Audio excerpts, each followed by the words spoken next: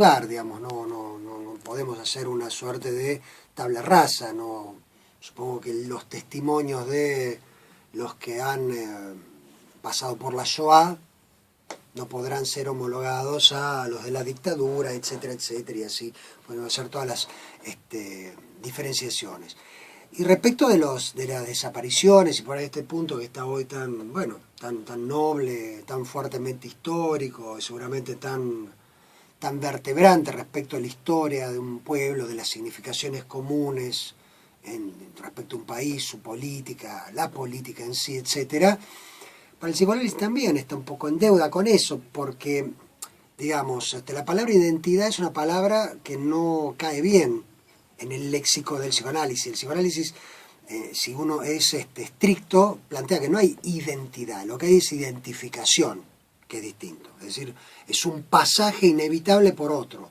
Uno es algo que se da por el pasaje por el otro, no hay nada de sí, por la palabra identidad. Si es fuerte, es algo que surge de sí mismo, y no hay nada de sí mismo para nosotros, sino más bien algo que siempre se articula lo que vino del otro, del campo del otro. Entonces, lo que creo que queda para nosotros investigar en los testimonios, de que pueda escucharse, etcétera, recuerdo algo que me pareció siempre muy interesante, una cuestión es lo que para las abuelas, por ejemplo, puede ser esa rasgadura innombrable, indecible, pero que de ello han hecho una causa tan noble, tan decidida y potente como es la búsqueda de algo de ellas, sus nietos, algo que las incumbe a cada una en su historia, su singularidad, ejemplos que han cambiado la vida, eran de una manera y la vida se convirtió en otra. Sí. Bien, puede pasar en la vida de cualquiera, esto es como el extremo más terrible, horroroso, y es interesante verlo, cómo de eso se puede hacer una causa. A mí me deslumbró siempre escuchar una conversación cuando estuvieron aquí en Esquel, las abuelas, hace un tiempo estuvo Estela, yo se lo pregunté de la audiencia y me parece que él lo respondió muy claramente, que la tristeza no desaparecía, pero hacían algo con la tristeza. Entonces es una cosa muy interesante para nosotros, muy ilustrativa, para aprender de eso. El psicoanálisis breva en la cultura y en estas cosas también. Ahora, el detalle es para aquellos que aparecen, para decirlo de alguna manera, adaptada al término desaparecido, como la aparición o la recuperación de los nietos, ¿no? Porque siempre recuerdo haberlo escuchado alguna vez a Cabandier en la televisión. Juan Cabandier.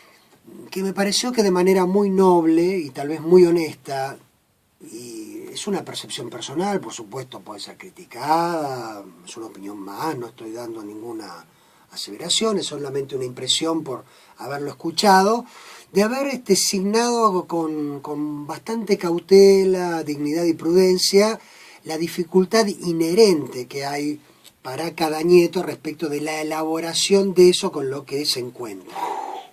Entonces digo, para no caer en rápidos simplismos de que recuperada la pretendida identidad, todo es un flores y un canto a la felicidad y del oscurantismo llegamos al paraíso. Creo que Entonces, las abuelas siempre tienen un trabajo muy interesante, lo cual insisto, porque para nosotros, si alguna vez lo podemos pensar y si hay testimonio, se llega a dar a futuro algún testimonio, nosotros más que desde el término o el concepto de identidad se piensa de identificación, es decir, de lo que pasa por el otro.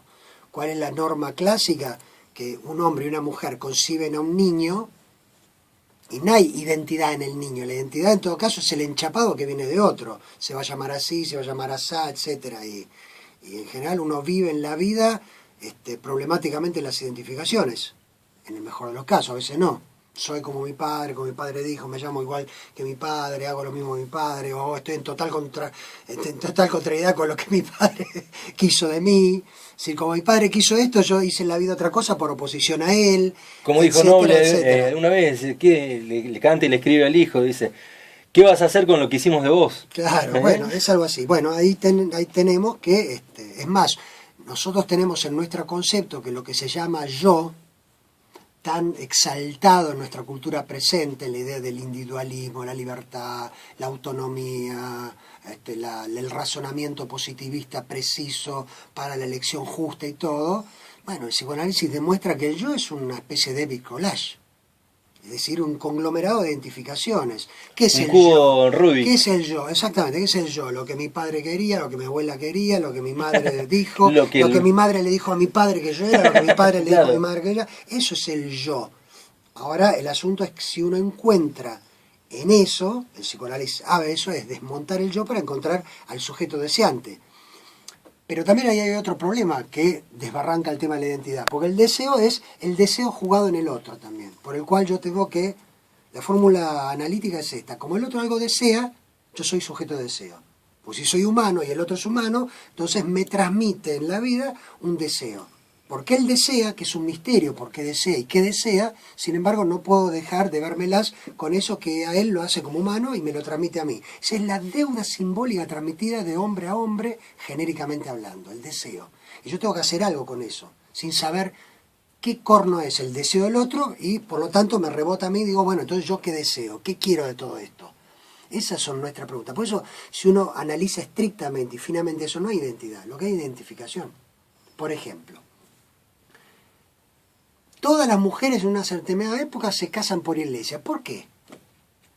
Por una tradición, ¿no? Por eso, ¿pero por qué? Claro. Porque es el deseo de la iglesia que se case por iglesia. Claro. Porque si alguna cree, o creyó en su momento, que ella decidió por sí misma autonómicamente y voluntariamente y desde sí misma y por identidad decir, voy a hacer una ceremonia en la cual cuando me una con un hombre va a ser así, con estos ritos, con todas estas forjaciones, pasos, puntos, reglas, etcétera, sería la inventora de la iglesia. Totalmente.